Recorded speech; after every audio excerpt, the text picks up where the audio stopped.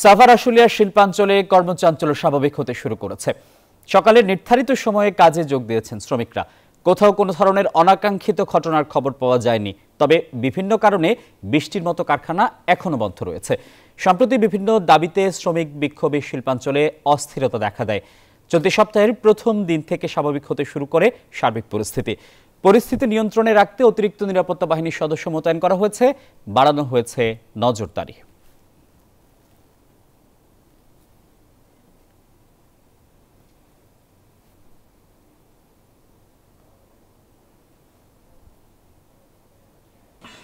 আসিফ টিপু, আপনাকে ধন্যবাদ। আপনি যেমনটি বলছিলেন, এই মুহূর্তে রয়েছে আশুলিয়াতে এবং আশুলিয়াতে তৈরি পোশাক কারখানা এখন কিন্তু পুরোপুরি চালু। সবগুলো পোশাক কারখানায় চালু এবং 1840টি তৈরি পোশাক কারখানা কিন্তু পুরোদমে চলছে এবং আমরা দেখেছি যে আইন শৃঙ্খলা বাহিনী কিন্তু নিরাপত্তার চাদরে ঢেকে দেওয়া হয়েছে এবং আপনাদেরকে দেখায় যে আইন শৃঙ্খলা বাহিনী কিন্তু টহল রয়েছে এবং একই সঙ্গে কিন্তু যে নিরাপত্তার চাদরে ঢেকে দেওয়া হয়েছে এবং সেই নিরাপত্তার চাদরে যেহেতু তৈরি পোশাক কারখানা, প্রত্যেকটা পোশাক কারখানায় কিন্তু পুরোদমে এখন চালু রয়েছে এবং এরই মধ্যে কিন্তু আপনার যে এই যে তৈরি পোশাক কারখানার সামনে কিন্তু এভাবেই আইন শৃঙ্খলা বাহিনী মোতায়েন রয়েছে এবং সেই যেহেতু এখন পর্যন্ত কোনো তৈরি পোশাক কারখানায় যে কোনো সহিংসতা বা কোনো কর্মবিরতি বা কোনো ধরনের কোনো অবরোধ বা কোনো কিছুই কিন্তু এখন পর্যন্ত জানা যায়নি এবং শোনাও যায়নি এবং আইন শৃঙ্খলা বাহিনী যেহেতু নিরাপত্তার চাদরে ঢেকে দেওয়া হয়েছে, শিল্প পুলিশ,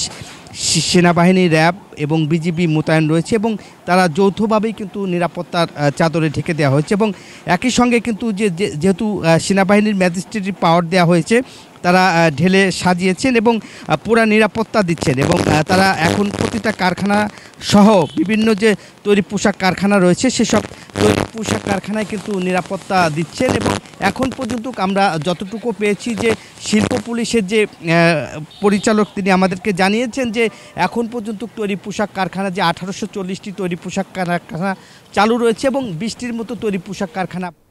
এনজিওর কিস্তি প্রথমবার বিকাশ পেমেন্ট করলেই 20 টাকা ইনস্ট্যান্ট ক্যাশব্যাক।